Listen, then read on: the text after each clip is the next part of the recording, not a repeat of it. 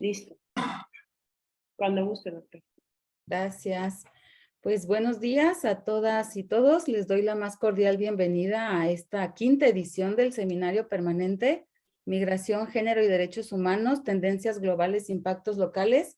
En esta primera sesión nos acompaña el doctor David Israel Martínez Rodríguez, quien es docente de la Universidad de Guadalajara, a quien agradecemos enormemente compartir los resultados de su investigación doctoral sobre el derecho humano al libre tránsito de los migrantes en situación irregular en México, las caravanas migrantes centroamericanas 2018-2019. Antes de comenzar, nos gustaría al equipo de Investigadores por México agradecer el apoyo institucional recibido para llegar a esta quinta edición del seminario. Ay, por ahí se escucha un micrófono abierto. Perdón, para llegar a esta quinta edición del seminario, muchas gracias a nuestro director, el doctor Omar David Jiménez Ojeda, así como evidentemente a nuestros compañeros y colegas. Igualmente, nos gustaría agradecer de manera muy especial a los alumnos y alumnas de la comunidad del Instituto de Investigaciones Jurídicas de esta Universidad Autónoma de Chiapas. Este evento va dirigido especialmente para ustedes. Entonces, alumnos de licenciatura, de maestría y doctorado, muchísimas gracias por su asistencia a lo largo de estas 4 ediciones anteriores y esperamos contar con la misma en esta quinta edición. Antes de dar paso a esta interesante ponencia, pues queremos desear un gran, bendecido y exitoso 2023. En este contexto tan caótico que vivimos, que no sea excusa para la inacción, por el contrario, ¿no? Tenernos activos. Por ahí hay otro, Liberto, ¿ayudas apagando tu audio? Gracias. Bueno, una vez dicho esto, les recuerdo que la ponencia tendrá una duración de entre 50 a 60 minutos, puede ser incluso un poco menos. Posterior a ello, tenemos un espacio de preguntas e interacción con nuestro invitado. El chat se encuentra habilitado en cualquier momento para el caso de que quieran hacer alguna pregunta, algún comentario, alguna reflexión. Y al final, si el tiempo lo permite, abriremos micrófonos para que realicen sus intervenciones de viva voz, ¿no? Entonces, les agradeceríamos muchísimo mantener su micrófono completamente apagado, y a quienes puedan encender sus cámaras, también se los agradeceríamos, porque da una noción distinta, ¿no? En esta virtualidad de presencia o de por lo menos conocernos y vernos un poquito las caras. Bueno, dicho lo anterior, me gustaría hacer una breve síntesis curricular del doctor David Israel Martínez Rodríguez. Él es abogado y maestro en Derecho Fiscal por el Centro Universitario de Ciencias Sociales y Humanidades de la Universidad de Guadalajara, con experiencia en litigio en las ramas del derecho fiscal, administrativo, seguridad social, mercantil principalmente. Actualmente es miembro de número de la Academia Mexicana de Derecho de la Seguridad Social, Colegio de Jalisco y de la Academia Mexicana de Derecho del Trabajo y de la Previsión Social. Es ganador del primer concurso de coloquio de investigación en el segundo Congreso Internacional de Derechos Humanos y finalista de la presea María Látigo en su edición 202. Eventos organizados por la Red Internacional de Derechos Humanos y Derecho Internacional Humanitario. Actualmente es académico de la Universidad de Guadalajara, es autor y coautor de diversas obras en materia de derechos humanos, inmigración en situación irregular, y es doctor en Derecho por el Centro Universitario de Tonalá de la Universidad de Guadalajara. Entonces es tuyo el micrófono, estimado doctor David, y agradecemos enormemente tu presencia y participación en este seminario. Bueno, ¿sí me escucho? Perfecto. Sí. Al contrario, Ivonne, el placer es todo mío. Muchas gracias por la invitación. Y bueno, con su venia, doctora Ivonne, miembros presentes, compañeros estudiantes de la Universidad Autónoma de Chiapas, bueno, procedo a dar inicio a mi presentación de lo que fue mi examen doctoral de Derechos Humanos. Bien. Bueno, como les estaba diciendo, mi tesis fue, mi examen doctoral fue el Centro Universitario de Tonalá en la Universidad de Guadalajara. La doctora Cristina Castellano fue mi directora de tesis, fue quien me guió durante los 4 años del doctorado y lo que fueron las clases y lo que fueron sus seminarios de investigación y ya por último, los últimos semestres que fue ya la integración completa de mi tesis, que su título es La operatividad del derecho humano de libertad de tránsito de las personas migrantes en situación irregular en México. Fue un estudio de caso de la caravana migrante centroamericana que tuvo su aparición en los años 2018 y 2019 y en adelante, pero centrándome principalmente en la caravana migrante que surgió precisamente a finales de 2018. Bien, podemos avanzar a la cuarta diapositiva, por favor.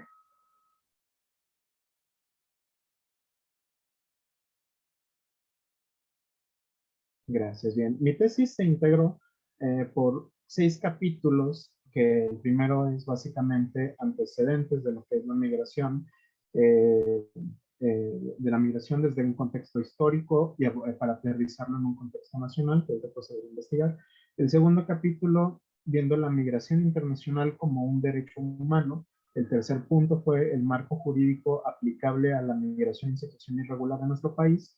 El capítulo 4 fue las políticas migratorias de México durante 2 de las administraciones, la actual y la pasada del expresidente Enrique Peña Nieto y del actual presidente Andrés Manuel López Obrador, que tuvo en su contexto de la transición fue muy importante para la materia migratoria en nuestro país y la relación con Estados Unidos de Norteamérica, que entonces estaba la administración del expresidente Donald Trump, que se caracterizó precisamente por la cuestión migratoria.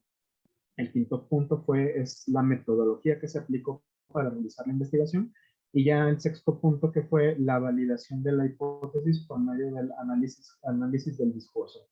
Bien, podemos pasar a la siguiente diapositiva, por favor. Bien, procedo. Este primer punto, como les dije, trata sobre el contexto histórico de los antecedentes de la migración histórica universal de lo que es la migración. Viendo en un primer enfoque cómo es que la migración ha influido dentro del contexto social. ¿En qué me baso para decir este pronunciamiento? Bueno, de que si recordamos, el origen de las primeras civilizaciones en los periodos prehistóricos y barbáricos del ser humano, estas primeras formas de organización fueron la horda, la tribu, el clan y la tribu. Entonces vemos cómo cada uno de estos estadios fue una evolución del siguiente, y en ese primer estadio, cuando se habló los primeros grupos humanos vivían bajo este contexto o este orden presocial, pasando casi a lo social, la migración fue muy importante porque recordemos que eran nómadas. Entonces, ¿qué es ser un nómada? Es alguien que se encuentra en un constante desplazamiento. Y esto, bueno, o sea, fue una actividad característica de este primer grupo humano. ¿Por qué? Bueno, porque este primer grupo humano dependía completamente de los cambios de las estaciones, y estos eran los que marcaban el que migraran. ¿Por qué? Porque ellos asentaban en los climas benignos a donde migraban las especies, que eran su principal fuente de alimento. Entonces, los grupos humanos nómadas migraban siguiendo a estas especies de las que se alimentaban, yendo a los climas más cálidos, más templados, y al mismo tiempo, pues bueno, durante el invierno, sabemos, las plantas interrumpen la fotosíntesis. Esto implica que no puedan producir frutos. Entonces, en aquel entonces, aparte de cazadores, de que se dedicaban a la caza, también eran una sociedad recolectora de frutos y semillas. Entonces, bueno, también estaban condicionados a que el clima fuera benigno para la producción de sus alimentos, y bueno, era lo que lo marcaba. Y a medida que iban evolucionando del cambio de la horda a la tribu y luego al clan, perdón, y luego a la tribu, al mismo tiempo vemos cómo estas sociedades se van volviendo más complejas porque pasan de una sociedad donde las normas eran básicamente la regla del más fuerte, era el que imponía era quien imponía su ley. Vemos que al irse volviendo sociedades más complejas, van cambiando esta estructura normativa, es decir, van necesitando una codificación o reglas más complejas. Recordemos, cuando somos menos, nos cuesta menos trabajo ponernos de acuerdo, pero a medida que los grupos humanos se van volviendo más grandes, se vuelven más complejos y nos cuesta todavía hoy ponernos de acuerdo. Y también esto influyó en que se fueran creando los primeros códices, que se fuera trascendiendo de lo que conocemos como lo consuetudinario a una serie de normas más escritas que llegaron a través de los primeros pactos para establecer esos ordenamientos para las sociedades.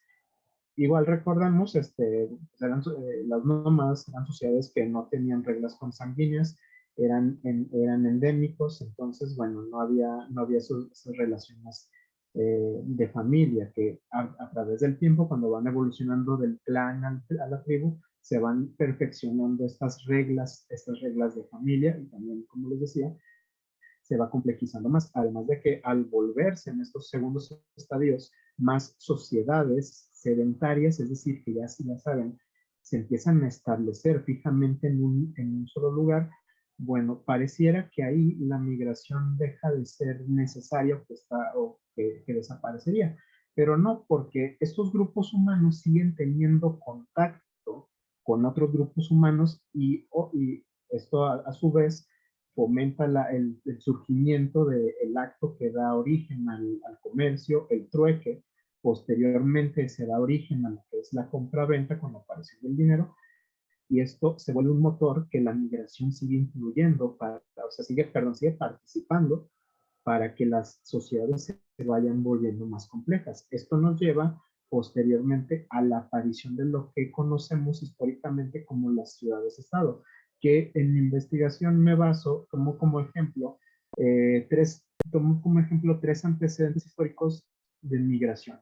Uno, lo que fue la Roma antigua, la Roma de la antigüedad, la Tenochtitlan de nuestros antecedentes, de nuestros antepasados los mexicas, y luego posteriormente con lo que es la conquista de Tenochtitlan por parte de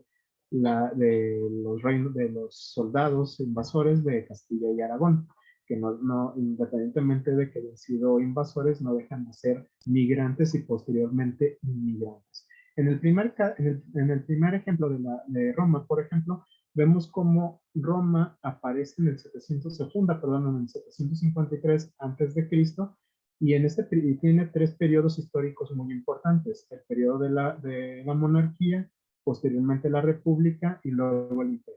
Y es en estos últimos dos, en la república y en la monarquía, donde se expande, sale completamente de la península itálica y empieza a invadir territorios de Europa, África y Asia. Entonces, al mismo tiempo, esto lo llevan a cabo a través de migración. Los romanos fueron migrantes e inmigrantes.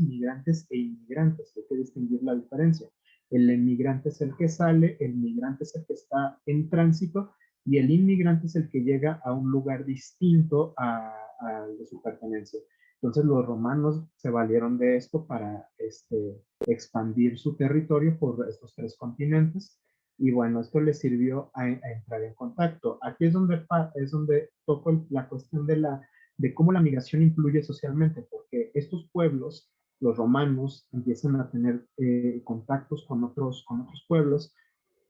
Al mismo tiempo que imponen su cultura, los romanos también toman para sí elementos culturales de los pueblos con los que entran en contacto, y estamos viendo cómo es que se van dando estos procesos sociales que llevan incluso a las transformaciones de estos pueblos. Un ejemplo, aparte al final, por ejemplo, al final del periodo del Imperio Romano, en el 476 después de Cristo, igual se esperaría que desapareciera la cultura romana, pero no. Con el asentamiento de los pueblos bárbaros, que también fueron migrantes y inmigrantes porque se llegan y se asientan en los territorios del desaparecido Imperio Romano, dan origen a los reinos barbáricos que van a ser, que van a caracterizarse en la Edad Media. Igual, estos pueblos bárbaros, lejos de destruir la cultura romana, la empiezan a asimilar. Es un periodo que se llama romanización. Entonces empiezan a vivir bajo el modelo romano, y esta mezcla da origen a nuevos pueblos que ya no son propiamente los bárbaros que invadieron los territorios y se asentaron en estos que pertenecían al Imperio Romano, y el Imperio tampoco son completamente romanos, sino que es una mezcla esto nos da un mestizaje, una mezcla de ambos pueblos, que van a ser, como dije, los pueblos bárbaros de la Edad Media. Llámense los de Castilla y Aragón, los francos, el reino lombardo del norte del norte de Italia, etcétera. Y bueno, ese es el caso de este ejemplo de Roma. En el caso de Tenochtitlan, por ejemplo, vemos, es una historia completamente de migración e inmigración. ¿Por qué? Porque los mexicas pertenecían o se encontraban en lo que se conoce en su mitología como ese lugar llamado Aztlán, que no hay que confundir. Mexica es el gentilicio adecuado para referirse a la tribu que llega y conquista el Valle de México, porque azteca es para referirnos a todos los pueblos que pertenecían a ese mítico Aztlán. Entonces, ellos, por un designio de su dios, de Huitzilopochtli, les dice que tienen que irse de Aztlán y buscar una tierra donde encuentren a una serpiente devorando un nopal, que incluso lo conocemos en nuestras clases de historia. Incluso se han hecho memes de esa historia. Bien, ellos empiezan a internarse en el Valle de México. Entonces pasan de ser emigrantes a migrantes, y en esta migración, en lo que van llegando a un territorio y se desplazan al siguiente, van entrando en contacto con otros pueblos. Esta historia es muy, muy interesante, porque así como hay encuentros pacíficos entre los mexicas con estos pueblos que se encontraban en el Valle de México, también hay encuentros violentos. Y finalmente, al seguir adentrándose en este territorio del Valle de México, en el lago de Texcoco es donde encuentran el insignia de su dios, de la serpiente devorando del águila devorando a la serpiente. La encuentran y es ahí donde deciden fundar su ciudad, y ya ahí se vuelven inmigrantes y se asientan y entran en un proceso nuevamente pacífico en algunos casos y bélico en otros casos, pero al final terminan por someter a la mayor parte de los pueblos del Valle de México. Y finalmente el último ejemplo es precisamente de la conquista de Tenochtitlan, porque al llegar los europeos, principalmente los castellanos y los aragonenses al territorio que actualmente es México, igual van entrando en contacto con otros pueblos, y finalmente se da el conflicto bélico con Tenochtitlan, y sucede el ejemplo mismo que con los romanos. Se da aquí una mezcla, incluso nos da el origen de las castas aquí en nuestro país, el de los mestizos, el de los europeos completamente, etc. Entonces es ver, ahí vemos otra vez cómo la migración está presente en estos procesos de transformaciones sociales. Y bien, y ya finalmente luego se da bueno, el último ejemplo es, aquí también en este capítulo, es como las tres principales religiones monoteístas que son el judaísmo, el cristianismo y el islam, también tienen sus ejemplos. El judaísmo, para sintetizar, el judaísmo, bueno, pues tiene sus dos diásporas. La primera salida del pueblo judío cuando es conquistado, bueno, ¿cómo se llama? Perdón, me salté uno, perdón, desde el Éxodo, uno de los libros de la Biblia y de la Torá. Ahí se habla cómo es que salen de Egipto hasta llegar a lo que ellos consideran Tierra Santa, que se encuentra en el actual país llamado Israel. Y luego tenemos otros dos ejemplos, las dos diásporas, cuando son conquistados por los babilonios, y posteriormente cuando son destruidos, el templo es destruido por la invasión romana en el año 70 después de Cristo. Y de aquí los judíos, pues bueno, se dispersan completamente por todo lo que es ¿cómo se llama? Por todo lo que es el Mediterráneo, llegando a Europa, al norte de África, e incluso yéndose adentrándose más en Asia. Pero bueno, sigue siendo una historia de migración e inmigración. En el cristianismo, pues bueno, la historia de la Navidad es una historia completamente de migración. Recordemos que lo que se considera la Sagrada Familia, pues por advertencias de divina, del arcángel Gabriel, tienen y por el mandato, además del emperador César Augusto, los varones tenían que ir a sus lugares de origen para que se llevara a cabo este censo. Entonces tienen que ir a la ciudad de Belén, de donde era originario José, y vemos ahí esta historia de la migración. Y posteriormente, ya cuando se da después de la crucifixión de Jesucristo, y ya el cristianismo, vemos cómo también se vale de las rutas del Imperio Romano para irse difundiendo, y viendo aquí otra vez migración e inmigración. Y finalmente, en el Islam, la historia del surgimiento de esta religión, también vemos la migración presente porque se da la gira, de ahí viene la palabra, de Mahoma, quien huye de Medina y luego regresa y la reconquista. Bien, ¿podemos pasar a la siguiente? Gracias. Y ya finalmente llegando a lo que es el México independiente, que es muy importante esta parte del México independiente, porque si vemos en lo que se llama el periodo de la colonia, la migración estaba completamente cerrada. No se permitía la entrada de personas que no pertenecieran a la religión católica, por lo que se estaba viviendo en Europa con los procesos protestantes. Entonces se blindó completamente esta situación. Y ya cuando se llega al México independiente, principalmente no en el periodo del imperio, sino en el periodo de la república, en los primeros años de la república, vemos cómo se trata, cómo este país nuevo, México, Estados Unidos mexicanos, empieza a querer marcar distancia con lo que fue España, o sea, decirle al mundo, ¿sabes qué? Ya no somos España y somos un nuevo país, y empiezan a romper esa característica que tuvieron con España.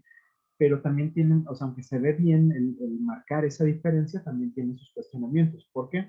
Porque también aquí se dan una serie de medidas migratorias en perjuicio de los españoles, porque se empieza a dar la expulsión de los españoles, se empieza a dar la expulsión de la orden jesuita, que era la que se encargaba de la educación de nuestro país, y que se pudiera ver que es un sentimiento nacionalista. Al final eso a México le va a terminar costando muy caro, porque principalmente el norte del país era el que se encontraba lleno de españoles y de los jesuitas, y bueno, se van despoblando los territorios del norte, y pues ya sabemos la historia que vamos a tener cuando se da el permiso de la entrada de los gambusinos y de estadounidenses, los colonos que llegan al norte del país. Y bueno, ya sabemos la historia de los territorios, lo que pasa con Nuevo México, Alta California y Texas. Bueno, entonces ahí sí que fue una medida que a un mediano plazo nos terminó costando.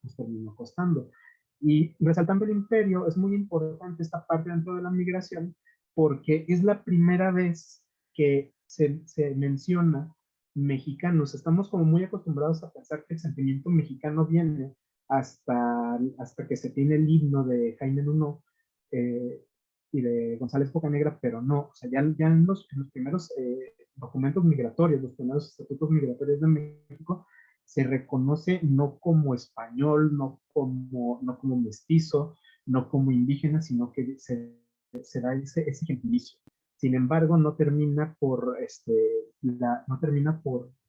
tener una presencia social muy fuerte en nuestro país, que llega después que bueno, se va a mantener esta brecha de clases durante la República, que aún hoy la sentimos latente.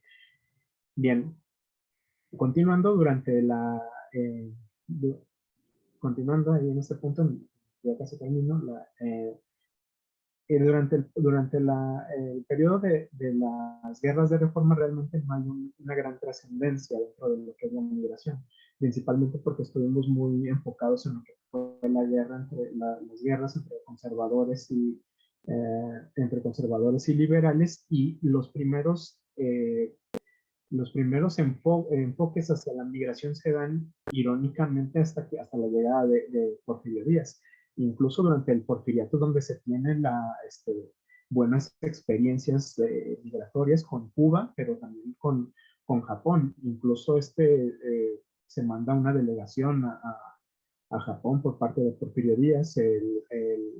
La Embajada de México hasta la actualidad se mantiene en uno de los barrios más, en el mismo barrio, de hecho, donde se encuentra el Palacio del Emperador. Entonces se le da a México una buena acogida después de las malas experiencias que tuvo con los invasores estadounidenses y británicos que llegan imponiendo sus reglas, mientras que la diplomacia mexicana no llega a imponer, sino que llega realmente a buscar acuerdos que beneficien a los dos países. Incluso llegan los primeros, o sea, ya de forma legal, ordenada y con todos los documentos, se dan las primeras llegadas de japoneses a nuestro país y los primeros asentamientos. Que repito, es algo que uno no se esperaría ver, siendo cómo se ha marcado la historia del porfiriato. Y terminando este periodo del porfiriato, ya la historia conocida de la migración que se da en nuestro país, de los braceros mexicanos hacia Estados Unidos durante el periodo de la Segunda Guerra Mundial, que hasta la fecha es una característica social de lo que se llama la migración, de las teorías de los mercados duales y de la migración neoclásica. Ya saben, la migración del sur, perdón, hacia el norte, donde el sur no hay una oferta muy amplia de trabajo, y en el norte, los países del norte, sí hay esta demanda, sí hay una grande oferta, perdón, de trabajo. Y bien, entonces aquí también es cuando nos damos cuenta que nuestro país reúne todas las características de fenómeno migratorio. ¿Por qué? Porque en nuestro país hay migración de origen, los mexicanos que se van de nuestro país y emigran principalmente a Estados Unidos. Pero también tenemos la migración de otros países, principalmente la centroamericana, que ya sea que vienen a asentarse en nuestro país o que vienen de paso porque buscan llegar a Estados Unidos. Y también tenemos la migración de regreso, es decir, de los mexicanos que se fueron y que regresan, como fue también el caso de los braceros mexicanos. Vamos a avanzar a la siguiente diapositiva, por favor. Bien, con eso se concluye el primer capítulo de mi tesis. Ya en el segundo capítulo se abordan los siguientes puntos: el concepto de derecho humano, una introducción a la universalidad, que es una de las características de los derechos humanos. El siguiente punto es la compleja universalidad de los derechos humanos. El siguiente punto es la interculturalidad para dialogar el derecho humano al libre tránsito. El 2.4, la reforma constitucional del 10 de junio de 2011 en materia de derechos humanos. El siguiente punto, el libre tránsito como derecho humano y los alcances jurídicos de la Declaración Universal de los Derechos Humanos dentro de nuestro sistema jurídico. ¿Podemos avanzar, por favor?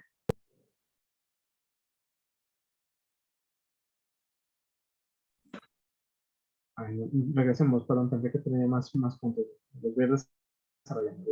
Gracias. En este primer punto, el concepto de derecho humano es aquí donde pareciera que sabemos qué son los derechos humanos, pero yo soy de la idea de que realmente aún no sabemos bien qué son los derechos humanos, simple y sencillamente.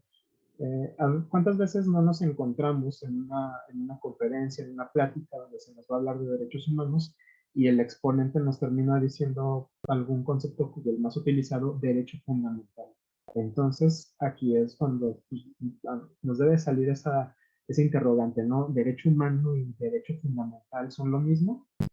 Bien, aquí parto de lo que nos habla Gregorio Pérez Barba en su libro de lecciones de derechos fundamentales, cómo es que hay una gran cantidad de derechos que tienen la misma base axiológica. Por ejemplo, el concepto ya lo mencioné, derechos humanos, El siguiente, derechos fundamentales, pero tenemos otros. Por ejemplo, aquí tuvimos el de garantía individual, el de los derechos públicos subjetivos, los derechos morales. En Estados Unidos, los civil rights. Entonces, vemos, o sea, vean cómo hay una gran cantidad de conceptos de derecho que siguen teniendo esa misma base axiológica, que es la protección del individuo. Luego también podemos meterle más, por ejemplo, con lo que son los derechos sociales. Nada más de aquí que ya no estamos hablando en un sentido individual como en los otros conceptos, sino que estamos hablando de un concepto colectivo, porque acuérdense, derechos sociales, estamos hablando de trabajadores principalmente, de pensionados, jornaleros, etcétera, que estamos hablando de grupos. Aún así, sigue marcando la misma base axiológica. Otro ejemplo, hace unos meses que estaba yo en un diplomado de la Suprema Corte y le hacen la pregunta al comentarista que eran derechos humanos y esta persona sale con que derecho humano está en el Tratado Internacional y derecho fundamental está en la Constitución. Entonces a mí me llama la atención y lo primero que hago es correr a mi Constitución, buscar el capítulo 1 y dije, ay, ¿ya lo habrán reformado? Pues estoy checando y no, y dice derechos humanos. Entonces es a lo que eso es a lo que me refiero. A lo mejor es una cuestión muy filosófica, pero aún así vean que no tenemos todavía una noción completa de lo que es un derecho humano. Más si lo vamos complejizando y viendo desde su génesis. ¿Por qué? Nada más véanlo. Yo lo llamo el fenómeno Star Wars. Por ejemplo, derechos humanos, el concepto nace en 1948, el 8 de diciembre, a raíz de la Declaración Universal de los Derechos Humanos. Y leanla, de hecho, si están estudiando derechos humanos, es de cajón que lo tengan que leer. Leanla y vean cómo está dividida en dos partes, el proemio o la introducción y el articulado. En ninguna de sus partes nos dice que son derechos humanos, solamente la primera parte nos dice estas son características de los derechos humanos. Y luego viene el articulado donde nos da listado propiamente de todos y cada uno de los derechos humanos, pero no nos da un concepto de qué es un derecho humano. Entonces, eso por un lado, y además debemos recordar, como lo menciona el autor Boaventura de Sousa, los derechos humanos son un concepto completamente occidental. Entonces vean cómo además no es lo mismo, o sea, desde nuestra cosmovisión occidental, no es lo mismo lo que los orientales, musulmanes, chinos, etcétera, lo que ellos entienden.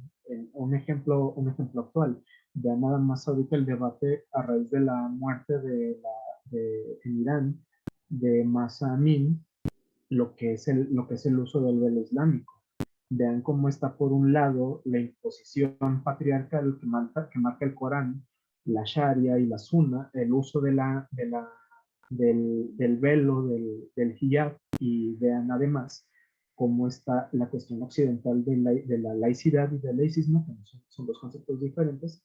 Vean cómo está ahí el debate del no uso del velo público en los espacios públicos. Pero aquí lo importante es ver cómo se ha sesgado el derecho de decisión de las mujeres de si quieren o no quieren utilizar el velo. Entonces, son dos cosmovisiones diferentes que nos hablan de derechos humanos, pero no son lo mismo en Oriente y Occidente. Más o menos así, perdón, esto no viene en mi tesis, pero bueno, lo mencioné por ahí el ejemplo de las cosmovisiones de la diferencia de derechos humanos, y vean por eso por eso es compleja la característica de la universalidad de los derechos humanos, porque se mantiene la interrogante. Aquí en México tenemos derechos humanos, pero no es lo mismo en Estados Unidos, donde, como les mencioné, tienen ese concepto de los civil rights. Aquí, por ejemplo, nosotros sí reconocemos la posibilidad de la existencia de una violación de derechos humanos por parte de particulares, pero perdón, la palabra, bajo un modelo que esta persona que esté violando los derechos humanos tenga carácter de autoridad, como por ejemplo puede ser un maestro dando clases y que viole los derechos humanos de algún estudiante. Pero en Estados Unidos, un particular no viola derechos humanos y lo tienen blindadísimo desde la Constitución hasta en los últimos, ¿cómo se llama? En los últimos resoluciones que ha sacado su Corte Suprema. Un ejemplo, aquí en México, un migrante en situación irregular Si se pone a trabajar, el patrón no se puede excusar en su situación irregular y decirle, por eso no te doy seguridad social, por eso no te inscribo en el IMSS.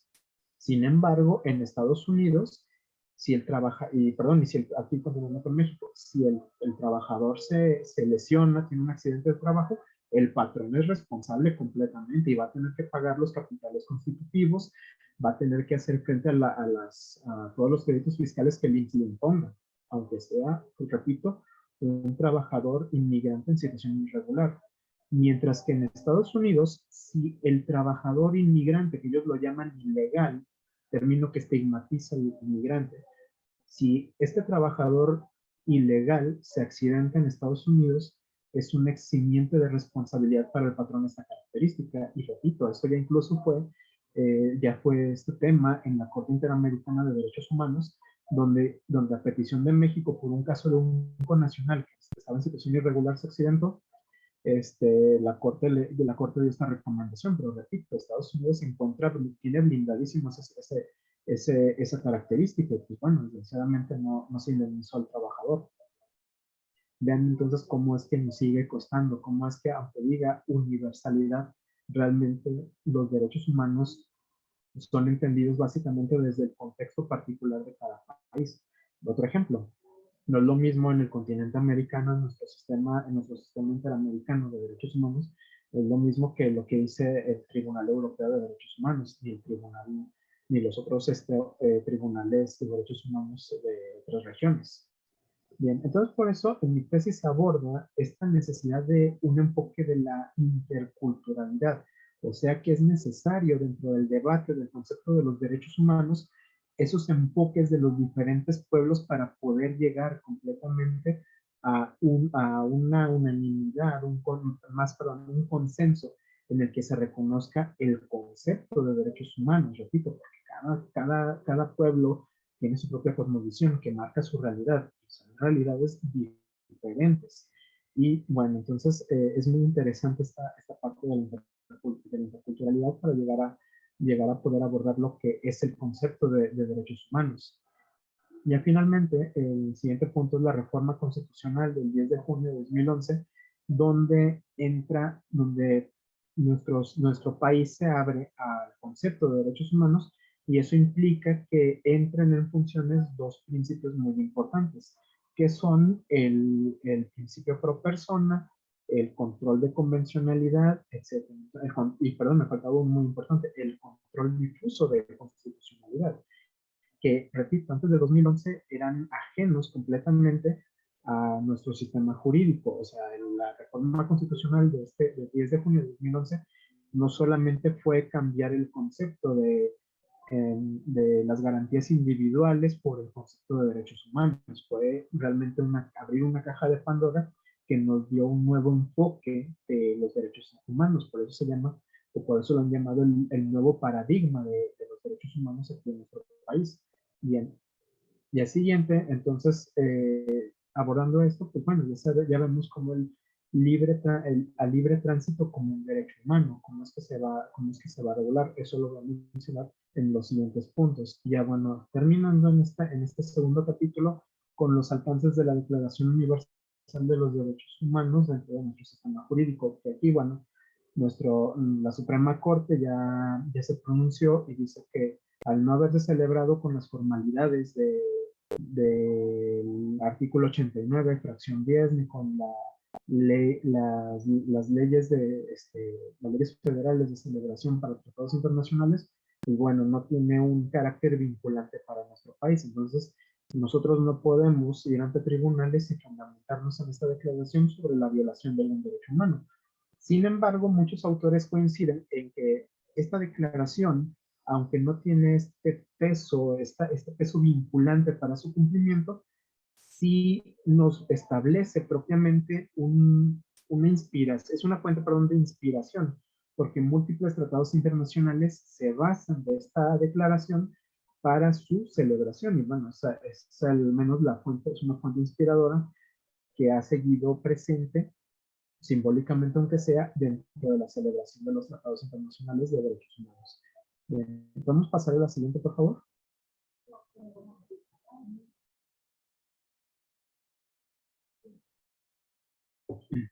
Gracias.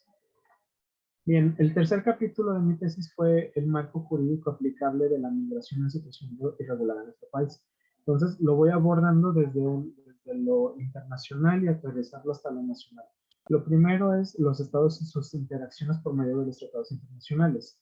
Bien, los tratados internacionales son muy importantes porque son la base de la comunicación entre los países. Es como llegan a acuerdos y que, bueno, también tienen una característica preventiva, porque bueno, también con la celebración de un tratado internacional incluso nos podemos llegar a evitar un conflicto. Sin embargo, no podemos perder de vista que tal como lo señala Max Weber, los estados son sujetos violentos. ¿Por qué?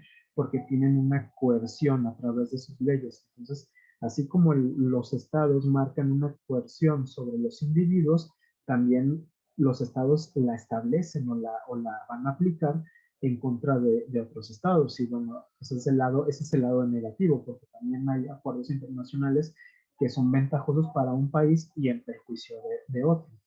Lástima, ha sido la historia internacional. Y bien, el siguiente punto, los tratados internacionales en materia de migración celebrados por México. Aquí nuestro país tiene una gran cantidad de tratados internacionales, tiene en materia de derechos consulares, ya saben de que si es detenido un connacional, que se le asista por parte de su consulado en caso de la detención. Está la convención, tenemos la convención consular con Estados Unidos, los Estados Unidos mexicanos y los Estados Unidos de Norteamérica de 1943, la Convención para la Prevención de la Sanción del Delito de Genocidio de 1948, la Convención de los Trabajadores Inmigrantes de 1949 y la Convención sobre el Estatuto de los Refugiados. Siguiente, el convenio relativo a la igualdad de la remuneración entre la mano de obra masculina y la mano de obra femenina por un trabajo de igual valor. Que bueno, ya ahí se siguen las brechas desgraciadamente. Vamos a avanzar a la siguiente, por favor.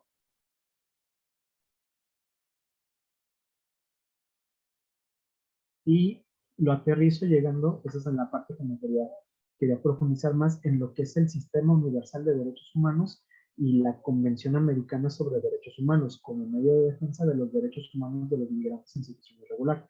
Bien, aquí hay dos características muy importantes, porque si recordamos lo que les decía con el nuevo paradigma en materia de derechos humanos, tenemos ahora lo que es el principio de convencionalidad, que nos dice y nos marca la obligación de que el Estado mexicano no nada más se encuentra en la actualidad obligado a respetar los derechos humanos que establece nuestra Constitución, sino de que también se encuentra obligado a reconocer, proteger, preservar y guardar los derechos humanos que establezcan los tratados internacionales. Recordemos, con este nuevo paradigma pasamos de una visión vertical por una visión transversal de los derechos humanos, lo que implica una mayor amplitud en la protección de este. Entonces, bueno, o sea, nuestro país ahora está obligado a que no nada más a lo que nos dice nuestra regulación local, o sea, tenemos que tomar en cuenta lo que dicen los tratados internacionales. Recordemos que también todos los derechos humanos se encuentran a la par de la Constitución, aun cuando estén en tratados internacionales. Entonces, es el rango jerárquico más alto. ¿Dónde viene esto repito, se oye bien, por la protección que se busca darle a los derechos humanos de todas las personas?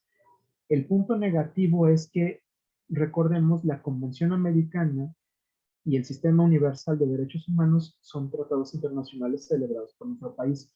Y desgraciadamente nuestro país, al igual que lo hacen otros, los ha celebrado con reservas o se ha abstenido de reconocer el contenido total del tratado. Entonces, aquí es también donde está el cuestionamiento. Si un derecho humano es lo más alto jerárquicamente, ¿cómo es que un país, o en este caso nuestro país, por qué lo firma con reservas? Esto le resta validez a ese rango jerárquico de los derechos humanos. Realmente, bueno, estamos acostumbrados a escuchar que Estados Unidos aplica mucho esto, pero también nuestro país lo hace. Además, otro punto muy importante, los tratados internacionales, estos tratados internacionales además señalan lo siguiente, que se supeditan a lo que establezcan las reglas o las leyes de cada país que firme el tratado. Entonces, nuevamente, pues el tratado es lo más alto porque se baja a lo que establezca propiamente la norma local, cuando debiera ser al revés, la norma local, ajustarse a lo que digan estas disposiciones. Digo, hablando de la cuestión jerárquica que tienen los derechos humanos, ya que además un derecho humano, pues bueno, su nombre lo dice, es para todo humano. No debe de ser una limitante en la cuestión de ser un inmigrante en situación irregular, lo que le reste la aplicación de un derecho humano. Bien. ¿Podemos regresar tantito al anterior, por favor?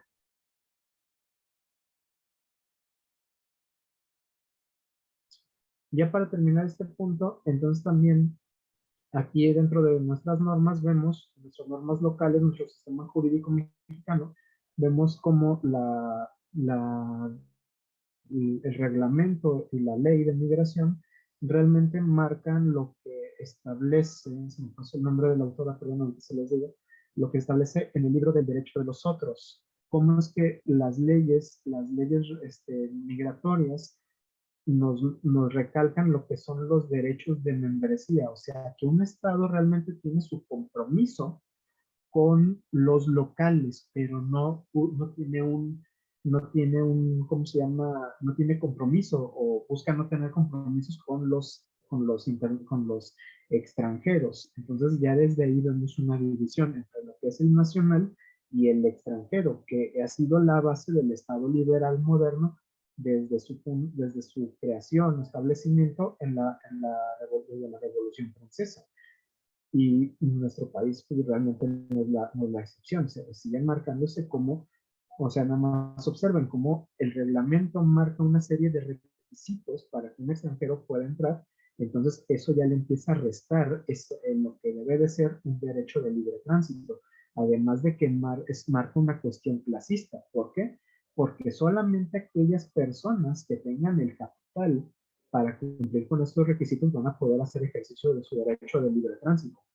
Pero una persona que no cuente con los recursos económicos para pagar estos requisitos, pues no va a poder ejercitar su derecho a libre tránsito. Y vuelvo a la interrogante que les he mencionado. Se supone que el derecho a libre tránsito es un derecho humano. Y ya finalmente, la criminalización de la migración en situación irregular en nuestro país. Vean cómo desde la aparición de lo que es la Guardia Nacional, su marco normativo le reconoce facultades para detención de migrantes en situación irregular. Lo ha hecho principalmente en el sur de México. Ustedes deben de conocerlo bien, en Chiapas, cómo ha actuado la Guardia Nacional, y también en el norte con las detenciones de migrantes. Y repito, no voy a profundizar más. Lo único que quiero dejar ahorita establecido es cómo ya desde el marco normativo de la Guardia Nacional ya se vuelve al viejo modelo de estigmatización de la criminalización de la migración en situación irregular. ¿Podemos avanzar a la siguiente, por favor? Voy a profundizar en esto en el siguiente punto, en el siguiente capítulo. Bien, el capítulo cuarto de mi tesis es las políticas migratorias de México durante las administraciones de Enrique Peña Nieto y Andrés Manuel López Obrador. Bien, el primer punto aquí es tomar en cuenta que ya desde antes, cómo ha venido una política antiinmigrante por parte de nuestro vecino del norte, desde la administración de George Bush, se mantuvo durante la administración demócrata de Barack Obama, siguió durante la administración de Donald Trump y se ha mantenido en la actual de Joe Biden. Vean lo siguiente, esta política inmigrante de Estados Unidos llega al grado de no nada más criminalizar la migración en situación irregular, llega al grado de tratarlos como terroristas, o sea, se les aplica todo el poder todo el poder en su contra, o sea, ya se les está criminalizando de una manera, o sea, solamente viviéndolo tendríamos una idea de lo que es que se le trata a alguien de terrorista solamente porque busca un mejor estilo de vida o mejores condiciones de vida. repito, es muy importante ver cómo ha seguido, cómo es que, o sea, en los discursos, tanto republicanos como demócratas, esta situación se ha mantenido. Por ejemplo, Barack Obama durante sus campañas presidenciales prometió que iba a tener que iba a tener una política más blanda de la migración en situación irregular, y realmente fue un periodo en el que hubo más deportaciones incluso que en la administración de George Bush, incluso que en la de Donald Trump. En la administración de Donald Trump se caracterizó por la implementación de la separación de los niños de sus padres, donde se les enjaulaba horriblemente, pero eso no lo aplicó Donald Trump en la administración de Donald Trump. Ya venía desde la administración de Barack Obama. Y ahora que está Joe Biden, o sea, la situación no se ha detenido. O sea, hay que mencionarlo, las políticas de los demócratas en el discurso se oyen muy bonitas, muy a favor del inmigrante, pero en la práctica son incluso peores que las políticas de los mismos republicanos, que sí, ya son nefastas. Y bueno, eso es a lo que se enfrentó o lo que tocó ver en la administración de Enrique Peña Nieto, que, ojo, pasar a la siguiente. Y ojo, la política migratoria durante el periodo de Enrique Peña Nieto empezó dentro de lo que es el Plan Nacional de Desarrollo. Se marcó un punto de lo que fue el plan de migración y se reconoció los derechos humanos de los migrantes. Se reconoció un trato con un enfoque con perspectiva de género. Se empezó a dar estos primeros pasos, pero desgraciadamente al final, más que por una presión internacional, fue la mala gestión del Instituto Nacional de Migración lo que llevó a una gran cantidad de violaciones a derechos humanos. También hay que reconocerlo, las políticas migratorias carecen de ese enfoque coercitivo que permita su aplicación. Y bueno, o sea, ese es un elemento que pesa mucho y que le afectó mucho a esta política migratoria, que realmente tenía un buen fin. Lástima, repito, por la carencia de esa, ¿cómo se llama?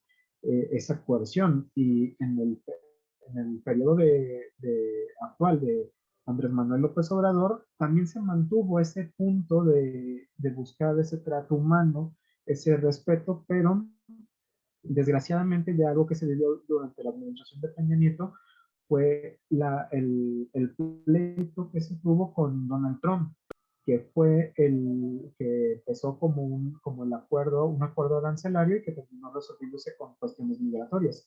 Aquí es muy importante porque aunque en nuestro país se celebró como un triunfo, incluso hubo alguien que le cantó el himno nacional a Donald Trump, a Andrés Manuel López Obrador y a Marcelo Ebrard, como si hubieran salvado el país. Realmente los resultados, perdón, de ese encuentro entre México y Estados Unidos fue desastroso para nuestro país, porque volvimos a marcar esta criminalización de la migración en situación irregular, porque ahora tenemos una Guardia Nacional, lo que les decía, que se dedica completamente a perseguir migrantes. O sea, ya se les está persiguiendo como si fueran delincuentes. Además de que nuestro país actualmente es un filtro. Aquí es donde se quedan los migrantes que están pidiendo asilo, que quieren entrar a Estados Unidos.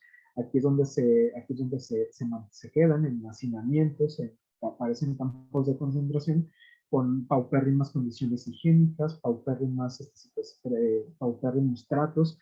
Recordamos el caso de la mujer haitiana que lloraba desconsoladamente porque su bebé se estaba muriendo de hambre. O sea, ya no quería ni para ella, quería para su hijo, y estaban enjaulados como si de ganado se tratara. Entonces, pues realmente hay que reconocerlo, no hay una estrategia ni coordinada entre México y Estados Unidos, ni tampoco hay una estrategia propiamente de nuestro país para hacer frente al fenómeno migratorio, y más aún, que se deja mucho de lado. Pero también hay que reconocerlo, los países de donde salen los migrantes no hacen nada por evitar, no me refiero a detenerlos, sino para mejorar las condiciones de vida de los migrantes, bueno, sus connacionales ahí, que es lo que fomenta el que los migrantes salgan, y hasta el momento siguen sin hacer algo. Además, recuerdo mucho con lo que fue la primer caravana migrante, cómo Guatemala y Honduras pues, pedían respeto para de los derechos humanos de sus connacionales. Pero ellos, ¿qué hicieron antes para proteger esos derechos? ¿Qué hicieron para mejorar las situaciones de vida de sus connacionales? Entonces, a mí, la verdad, con todas sus letras. Fue una medida muy hipócrita de ellos pedir a otros lo que ellos no pudieron hacer y que tenían la obligación. Entonces, continuando aquí en nuestro país, lo único resaltante fue, quizás ya porque estaba de salida, que el comunicado que dio Enrique Peña Nieto ¿cómo se llama? A nivel nacional, donde pues le marcó un alto a Donald Trump. Quizás le sirvió en lo político y pues, ya iba de salida, iba a aventar la bolita a Andrés Manuel López Obrador, quien como les dije, pues terminó cediendo completamente a las presiones de Donald Trump. Siendo que también se me estaba escapando, se les escapó lo siguiente, que podían irse a paneles internacionales donde hubieran ganado, porque era una medida completamente, era una medida irresponsable y ilegal por parte de Estados Unidos, y lo hubieran ganado. El ponerse al tú por tú con Estados Unidos, siendo que nuestro país en paneles internacionales en materia comercial le ha ganado muchas veces a Estados Unidos. Tiene el equipo para tener la experiencia y el equipo para haberlo hecho, pero bueno, ahí sí, pues quizás fue más la cuestión política. Además de que a raíz de esta situación del problema arancelario, pues bueno, teníamos un excelente funcionario público que entró a dirigir el Instituto Nacional de Migración, que fue el doctor Guillén, que es un experto, me atrevo a decir, es uno de los expertos más grandes del país en materia de migración. Y bueno, al final terminó renunciando porque sabía que las políticas que se iban a implementar, perdón, las medidas que se iban a implementar a raíz de esto eran completamente en perjuicio tanto de nuestro país como en violación de los derechos humanos de los migrantes en situación irregular. Bien, eso es a lo que me refería, perdón, con la relación bilateral y la renegociación del Telecán. ¿Podemos avanzar a la siguiente, por favor?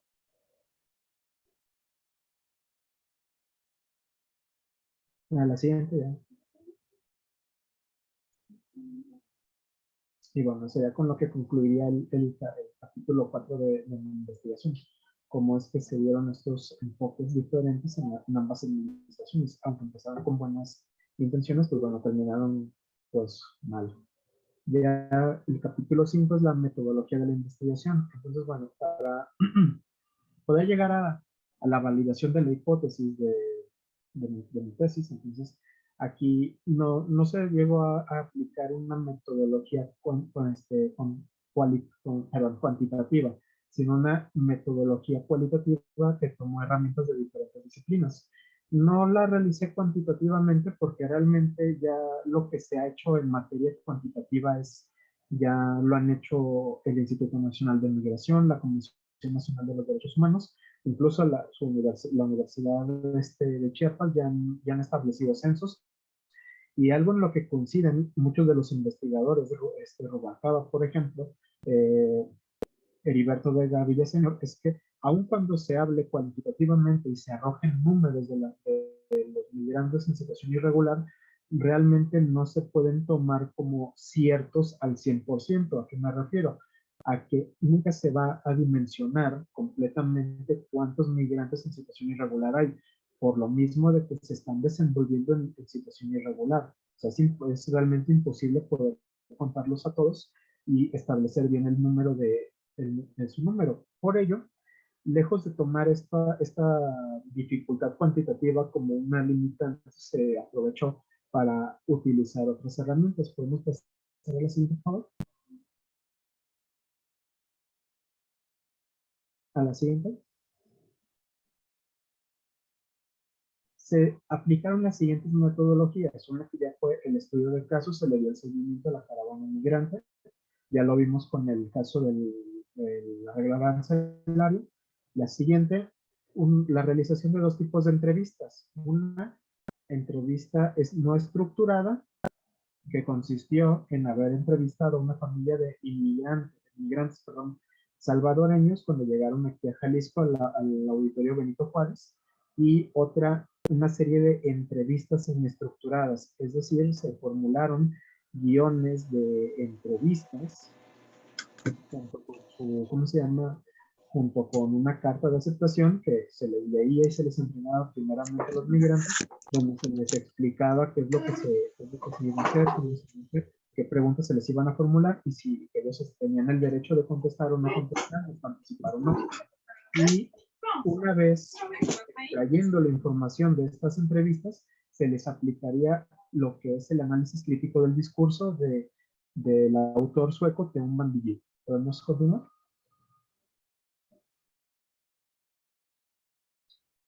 ¿Podemos continuar? La no estructurada es libre, la entrevista es semi-estructurada. Como les dije, se elaboraron dos documentos. Uno primero fue en la carta de aceptación y la otra fue el guión de entrevista. Ojo, aquí se dividió en tres grupos de entrevistados. El primero fue para los migrantes en situación irregular, el segundo fue para activistas y para personas que han trabajado en centros de apoyo a migrantes, que fue, en este caso fue la Casa del Migrante aquí en Jalisco, y el otro fue en otra organización no lucrativa, otra ONG que se llama FM4 Paso Libre. Se entrevistó a sus directores y a su personal para saber sobre sus experiencias con el fenómeno de la migración en situación irregular. Y finalmente un guión de entrevista para autoridades, tanto para las comisiones de derechos humanos, y al final, aunque no logré, intenté entrevistar al doctor Guillén, tuve la suerte de encontrar una entrevista que dio y donde me permitió de ahí sacar la información. ¿Podemos continuar?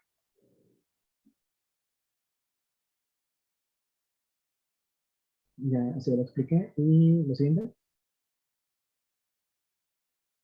Bien, cada guión de, bueno, no, podemos, avancemos. Ya les conté cómo se estructurado. Siguiente. Ya como les dije, una vez que se realizaron las entrevistas, se grabaron en audio, posteriormente se transcribieron, se anexaron todas y cada una de las entrevistas a la tesis como anexos, y de ahí se sacó información a la cual se le aplicó lo que les dije, el análisis crítico del discurso de Teun Van Dijk, que es un tipo de investigación analítica sobre el discurso que estudia primariamente el modo en que el abuso del poder social, el dominio y la desigualdad son practicados, reproducidos y ocasionalmente combatidos por los textos y el habla en el contexto social político. Nada más veanlo, el discurso está presente en nosotros, incluso en el propio lenguaje.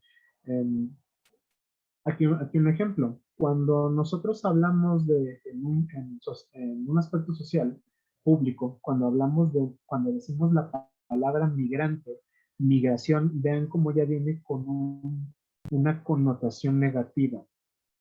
Al decir migración, migrante, no estamos pensando en alguien que está viajando, estamos pensando en alguien que de manera ilegal se encuentra en un país. Y no nada más eso, o sea, también es racista. ¿Por qué? Porque cuando se viene otra vez la palabra migrante o inmigrante, no estamos pensando en alguien caucásico, en una persona blanca, en alguien que viene del norte global. Inmediatamente la idea es pensar en alguien del sur. Nada más otro ejemplo, vean a un extranjero, un estadounidense, un canadiense, un europeo, y no le van a decir migrante o inmigrante, le van a decir el turista. Y eso, ahí es donde vemos este discurso, esa connotación negativa de la migración. Bien, ¿podemos pasar a la siguiente, por favor?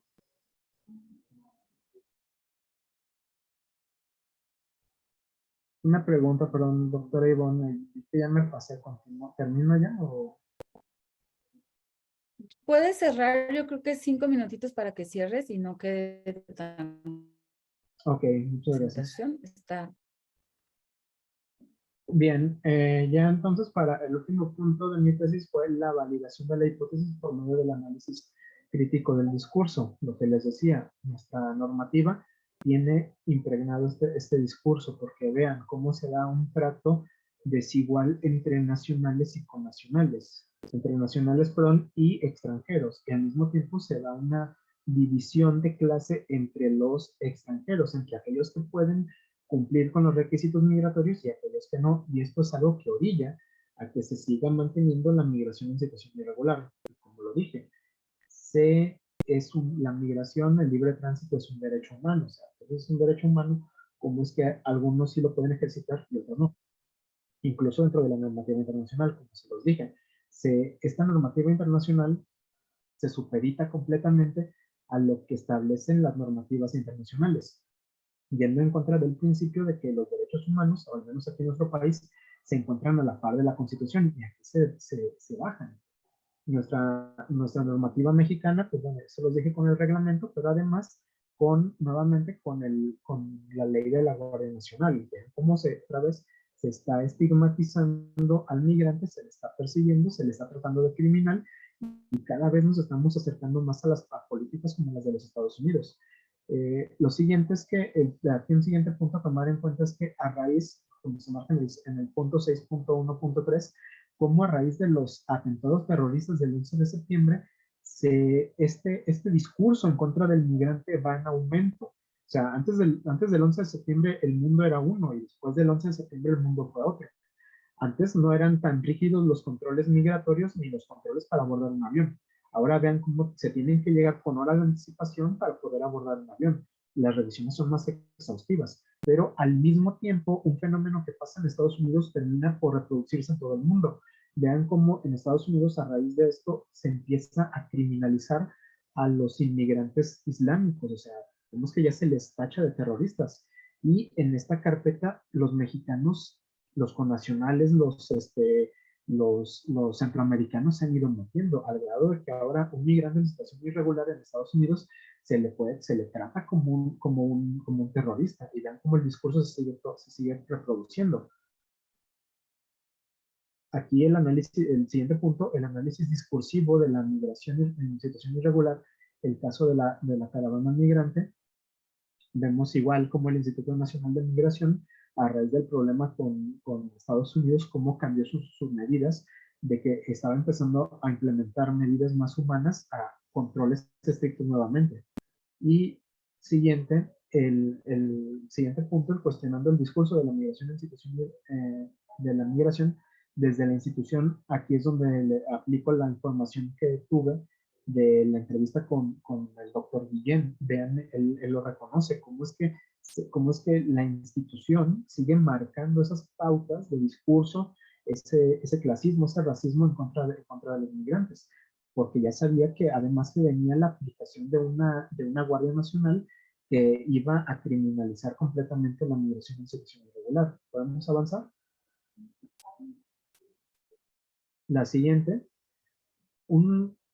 aquí, una antes, ya me voy a terminar. El 6.3 es muy importante porque la participación de las ONGs es un activismo que irrumpe con el discurso de la migración en situación irregular. ¿Por qué? No nada más por su labor de asistencia. Cuando hablamos de una ONG, tendemos a creer que solamente se les da una asistencia, que puedan llegar los migrantes, tengan un lugar donde comer, donde bañarse y puedan continuar. Pero realmente la participación de los activistas ha ido en aumento, ¿no? O sea, porque además les llevan los trámites migratorios, conocen las causas y han sido un promotor para que la migración en situación irregular cambie de ese enfoque de oscuridad, ¿cómo se llama?, de la clandestinidad, a que se vaya viendo más visible, que también se me estaba olvidando. La caravana migrante fue algo que logró, porque antes de la caravana migrante sabíamos de los migrantes, pero estábamos acostumbrados a que ellos pasaban desapercibidos, que no se vieran por lo mismo de su situación irregular. Y la caravana migrante, realmente muchos autores, yo concuerdo con ellos, fue un grito de ayuda que visibilizó el fenómeno y todo lo que implica, los riesgos que implica el fenómeno. Y bueno, el siguiente punto es la antítesis del discurso de la migración en situación irregular, y esa es que dentro del fenómeno de la migración en situación irregular se ha excluido el caso de la percepción de los migrantes en situación irregular. Vean cómo, ejemplo, cómo los activistas lo perciben de una manera, la sociedad lo percibe de otra manera, y los inmigrantes en situación irregular son los que lo viven, o sea, lo llevan están en constante riesgo, ellos saben bien a lo que se están enfrentando y no es la misma percepción que van a tener. Incluso el del trato por parte de las autoridades, de los connacionales, etcétera. Entonces, toda esa información fue lo que sirvió, o sea, a partir de las entrevistas con ellos, fue muy valioso para poder ser analizado y ser aplicado aquí. Y ya las propuestas, y bueno, entonces, y este es un enfoque, repito, que queda muy ausente dentro de lo que es el discurso y la percepción de la migración en situación irregular. Ya para finalizar, las propuestas que se hacen, la primera es la educación. O sea, la verdad es que no hay mejor medida que educar sobre la migración para entender el fenómeno y poder aterrizarlo dentro de lo que son los derechos humanos.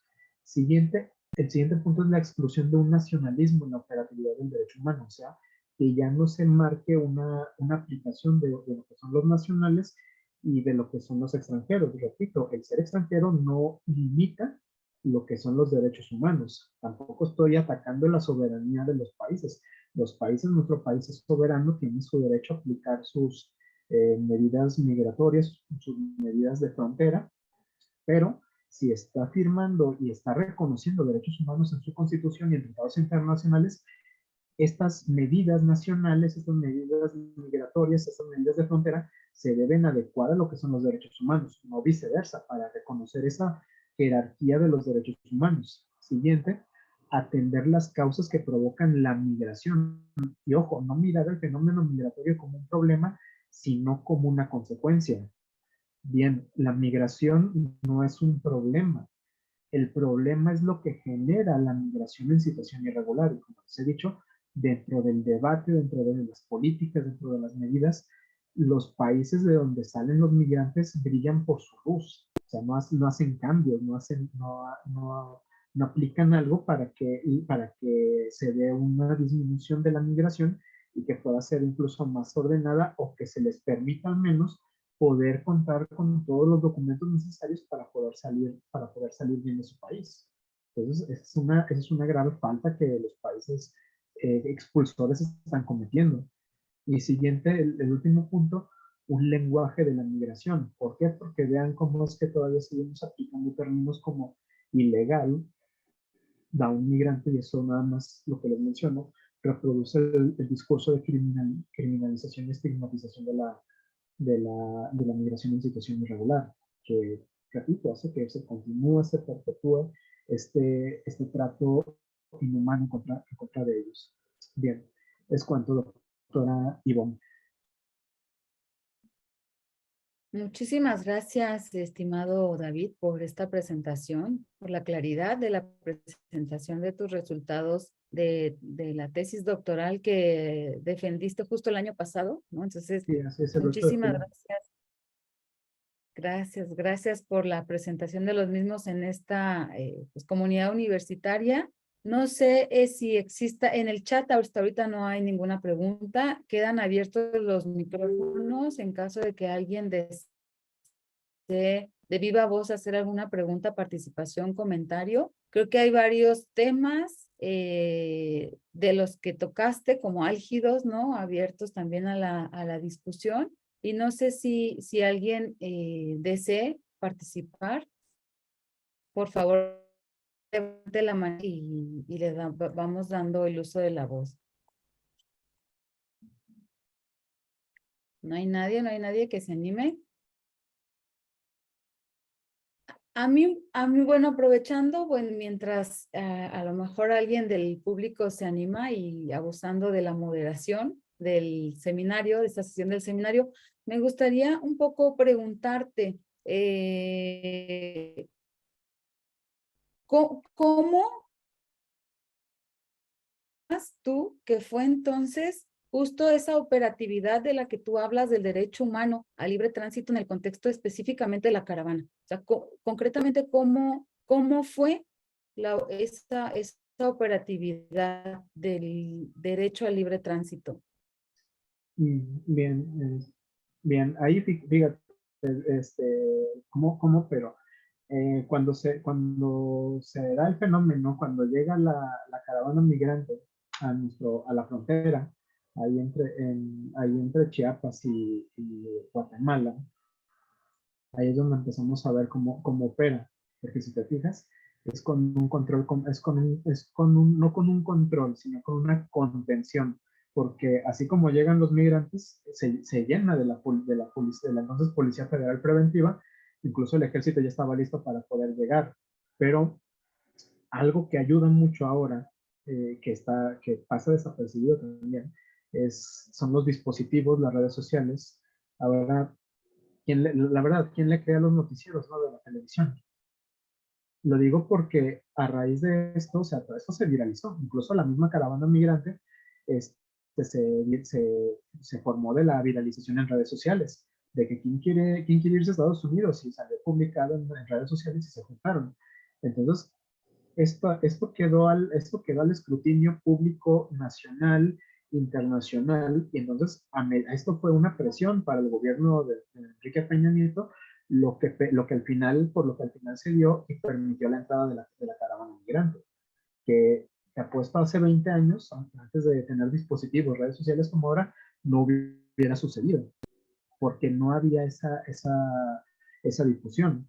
Entonces ese elemento es ajeno, pero está presente. Y vemos ahí, independientemente de parte, vemos cómo la operatividad en su caso fue primero de una estricta contención, y luego cambió a medidas más humanitarias, porque se les permitió el trato, se empezaron a improvisar, ¿cómo se llaman? Albergues para migrantes, se pusieron de acuerdo los tres niveles de gobierno, el federal, el estatal y el municipal, y empezaron a recibirlos. O sea, y ve cómo fue el proceso, porque empiezan en Chiapas, Tabasco, etcétera, y a medida que la caravana va avanzando por los estados donde va circulando, se van poniendo de acuerdo para aplicar estas medidas para recibirlos, y no fueron en sí tan malas. Eso por experiencia que tuve de entrevistar a una activista, una estudiante de la Universidad de Guadalajara, donde mencionaba que sí tenían ropa, alimentos, tenían lugar donde bañarlos, incluso afortunadamente, ¿cómo se llama? Artículos de higiene femenina, cremas hidratantes, etcétera, pero lo mismo, se dice que a medida que pasaban los días y al ir escaseando, también empezó a dárseles un maltrato. Entonces, no, está presente siempre el discurso, porque al final siempre llega a pesar el hecho de ser un extranjero, y se sopesa, ¿no? Porque a un extranjero y no a los connacionales. Y lo seguimos viendo, tanto de la misma sociedad como de las mismas instituciones gubernamentales. Y al final, ese buen ánimo y ese buen trato pasó uno malo, porque ya lo que al final empezaron a hacer los estados fue meterlos en autobuses y mandarlos al siguiente estado y dejarlos en la frontera, y que ya sea problema del siguiente gobernador, del siguiente presidente municipal, del siguiente. Y bueno, entonces realmente ahí esa operatividad brilla por la ausencia de lo que es el enfoque de los derechos humanos. Muchas gracias, David. Y yo creo que también hubo, desde mi punto de vista, una diferencia muy grande entre el tratamiento de la primera caravana 2018 y el de la segunda y tercera de enero del 2019, ¿no? Que digamos, ya fueron recibidos con mecanismos de regularización o con esquemas de regularización a través de la visa por razones humanitarias, que también fue un programa. Creo que ahí coincido con las organizaciones no gubernamentales que nos decían mucho en trabajo de campo, que era como una actitud no provisional, digamos, una reacción, más bien una reacción a las caravanas migrantes, más que una atención de las caravanas migrantes. Y bueno, sí vimos una diferencia entre esta primera gran caravana en cuanto al recibimiento incluso de la sociedad, de las autoridades, en los diferentes órdenes de gobierno. Finalmente llega la caravana, recordarás, David, a la frontera norte, y también vimos como un contexto bien caótico, ¿no? De la primera gran caravana. Y bueno, pues todo lo que ya nosotros hemos visto en videos, ¿no? En notas de prensa, en documentales. Entonces, no sé si alguien tenga alguna otra pregunta, comentario, participación que quiera. Están abiertos ahorita los micrófonos. Sí, Jimena, adelante, por favor. Gracias, doctora. Buenos días.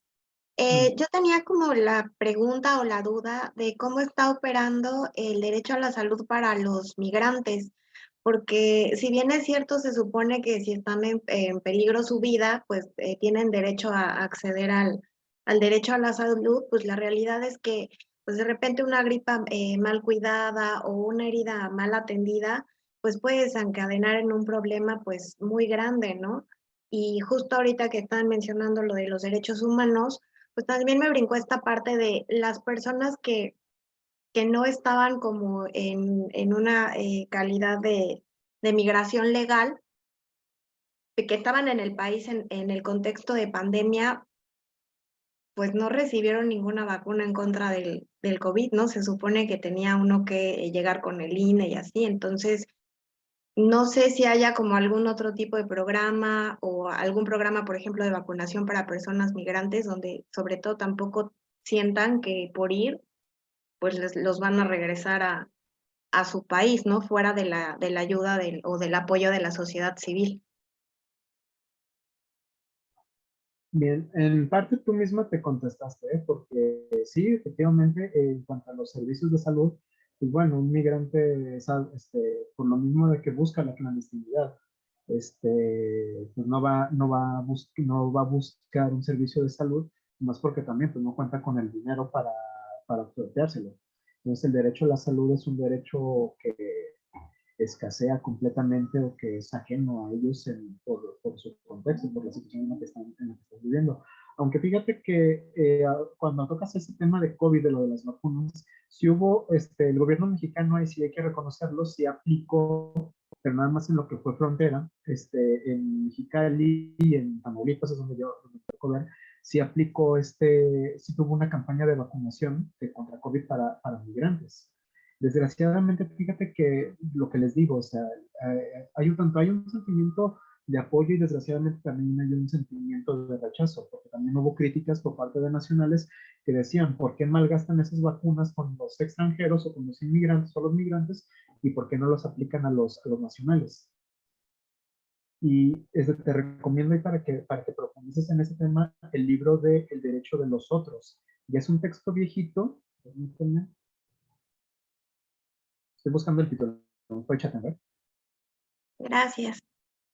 para que vean lo que les decía de los derechos los derechos de, ¿cómo se llama? De los derechos de membresía, los llama la autora, nada más que no, se me fue el nombre, perdón.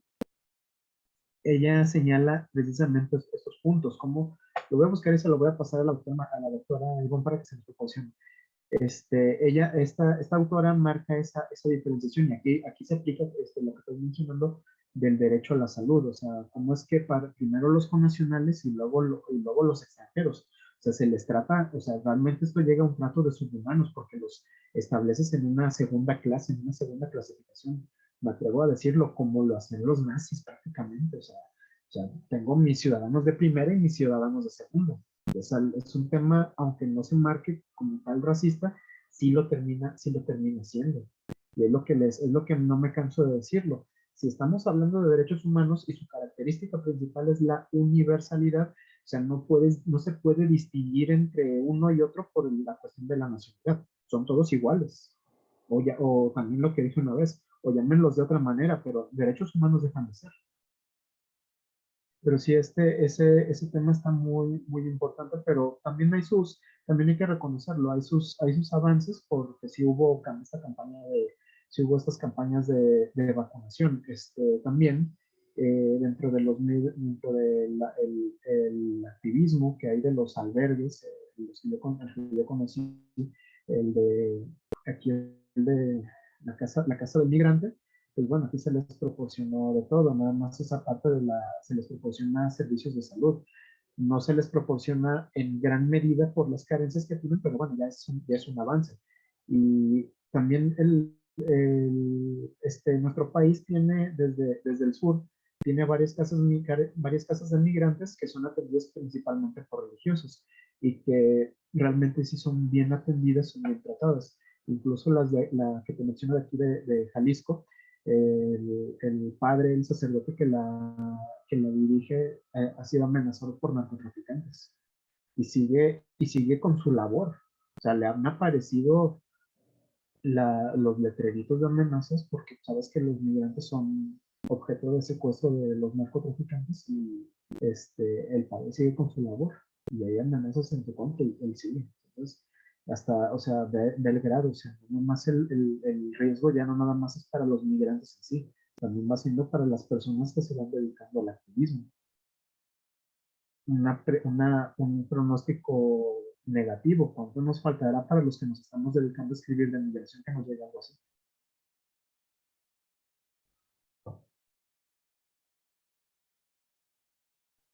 Muchas gracias. No, de qué al contrario. Muchísimas gracias, Jimena y David, por tu respuesta. Esperemos que no nos llegue a los que estamos estudiando estos temas, porque pues si no, nos vamos a quedar sin voces, ¿no?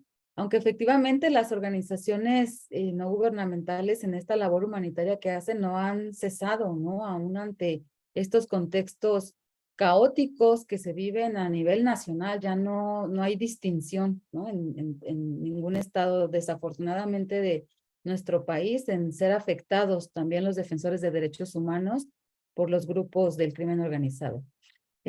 No sé si haya alguna última participación, tenemos un poco de tiempo. Y si no, en caso de que no, pues agradecerte, estimado David, por esta presentación, por la participación en esta primera sesión de la 5ª edición del Seminario Permanente. Muchísimas gracias por esta ponencia tan clara, tan profunda. Tan polémica también, porque claro, tuviste por ahí algunas expresiones polémicas que son también discutibles, ¿no? Son debatibles y son bien válidas también. Entonces, agradecerte muchísimo tu participación. Queda cordialmente invitado para futuras participaciones a este seminario, a esta comunidad universitaria. Y va a ser la entrega de una constancia que es pues una manera de reconocer también esta participación, este apoyo que nos das al seminario, mi compañera Ligeia Lara, la cual te estaremos enviando con posterioridad vía electrónica. Adelante, Ligeia. Voy a dar lectura al reconocimiento, doctor. La Universidad Autónoma de Chiapas, a través del Instituto de Investigaciones Jurídicas, otorga la presente constancia a David Israel Martínez Rodríguez por su destacada participación como ponente del derecho humano al libre tránsito de los migrantes en situación irregular en México, la Caravana Migrante Centroamericana 2018-2019, en el Seminario Permanente Migración, Género y Derechos Humanos, Tendencias globales, impactos locales, llevado a cabo en la modalidad virtual el 11 de enero de 2023, en el marco del proyecto Investigadores por México, denominado La protección jurídica de niñas y mujeres migrantes en la frontera sur. Por la conciencia y la necesidad de servir, firma nuestro director, el doctor Omar David Jiménez Ojeda. Muchas gracias, doctor, por su participación. No, al contrario, muchas gracias a ustedes por la invitación.